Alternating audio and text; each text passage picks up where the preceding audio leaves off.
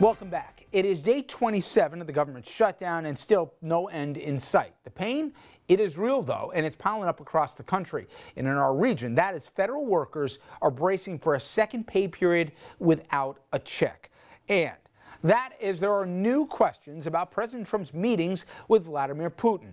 Both the Times and the Washington Post reporting that Trump, he's been keeping even his own administration in the dark about what was discussed over numerous meetings. He's even taken the meeting notes. Now, many Democrats, they want to subpoena the translator who was in the room.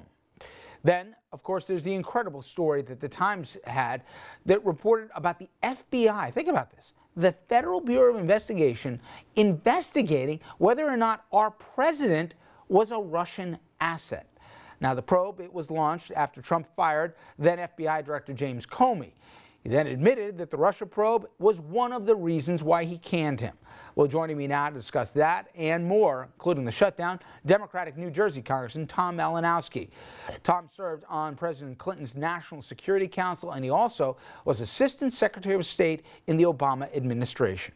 Let me first start off, for folks who don't know, you've cut your teeth in both foreign policy and also national security. Under the Clinton administration, you were with the National Security Council, and also you were Assistant Secretary of State in the Obama administration.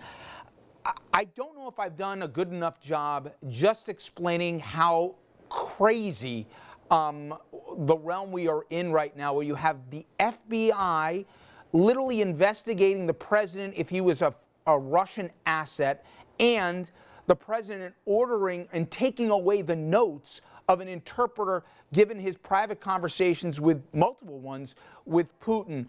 I saw a Wired article today titled, "Trump must be a Russian agent. The alternative is too awful." Can you put in context just how not only unprecedented, but how concerning just this week's revelations are?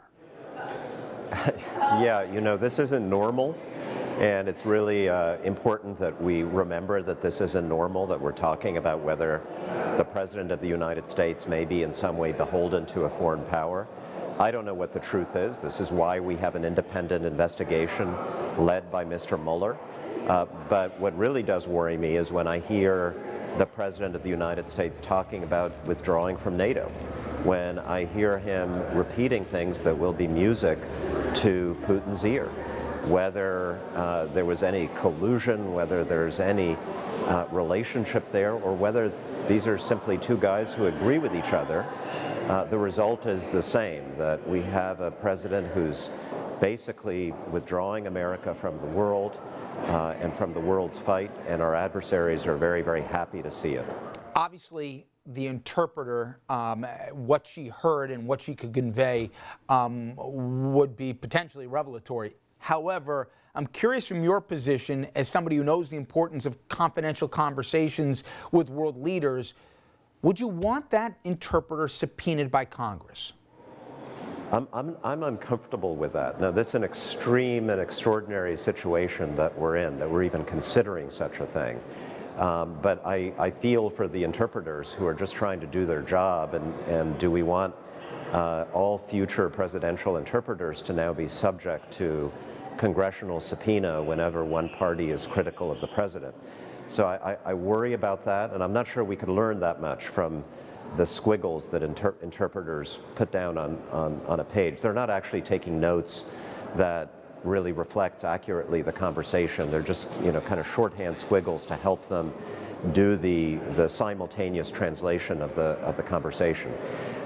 Look, I think the role of the Congress is not so much it's not just to get to the bottom of what's happening, it's to be an alternative voice for America in the world. When the president says get out of NATO, we pass legislation that says you can't do that. When the president wants to weaken sanctions against Russia, we pass legislation that says you can't do that. When he says we don't stand up for human rights anymore, we stand up for human rights. That's our job. Let's make sure our foreign policy is the right foreign policy in the interest of the United States of America. All morning and really this week, every Republican elected that I've both spoken to and heard interviewed has portrayed the Democratic Party as the party of no, that you're not negotiating in good faith to reopen the government, and that the speaker now trying to shut the president down even as it relates to the State of the Union. I know what the polling says, that they're more supportive of the Democratic position than Republicans, but nonetheless, if you are going to tell the audience what the party position is as it relates to the shutdown and whether or not you're willing to negotiate funding in exchange for something else, what is it? So we have voted 8 times now to reopen the government in just the last couple of weeks, and we've had Republicans in the House of Representatives who voted with us. We don't all agree on border security or whether we should build a wall, but what we do agree on is that it's not right to shut down the government when you can't get your way. That's what this is about. That's why Democrats and a growing number of Republicans are saying that this has got to end now. If we can end the shutdown, we will still have to debate funding for the Department of Homeland Security, and that's where we're willing to compromise. That's where we're willing to sit down with the President, with Republicans in the Senate, to say, what are we going to spend on border security? Do we need barriers anywhere on the border? I'm open to that. What else do we need to do to make our immigration policies more humane, more consistent with our values? There's a compromise to be had there, so long as we stop the blackmail of shutting down the government and holding the American people hostage. Have you heard anything from the 7th District about people being impacted by the shutdown? Oh, absolutely. I mean, we've got college students who have been applying for financial aid and they can't access their tax records from the IRS. We've got small business owners who can't get loans from the Small Business Administration. We heard yesterday that New Jersey Transit's not putting new locomotives in service, which is something we've been desperately waiting for, commuters in the district, because they can't be inspected by the federal government. And anybody who's flying out of New York Airport, lines are longer and we're all concerned about air safety. So this is ridiculous. This is not something that's appropriate for any president, whether it's a Republican or a Democrat, to do. I've got a lot of fights that I want to fight in the United States Congress. If I can't persuade my colleagues to support me, I'm not going to shut down the government out of spite.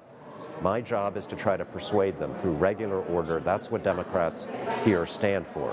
We're absolutely willing to compromise on immigration and on border security so long as we reopen the government and end this ridiculous shutdown. Finally, I saw you quoted as saying you're the only check left, meaning the Congress right now.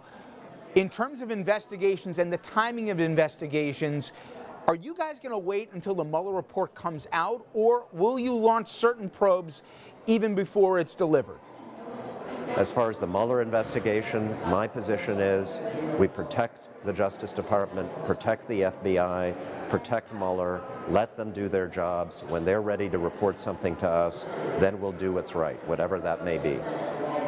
Congressman, I appreciate the time. Thank you so much. Thank you.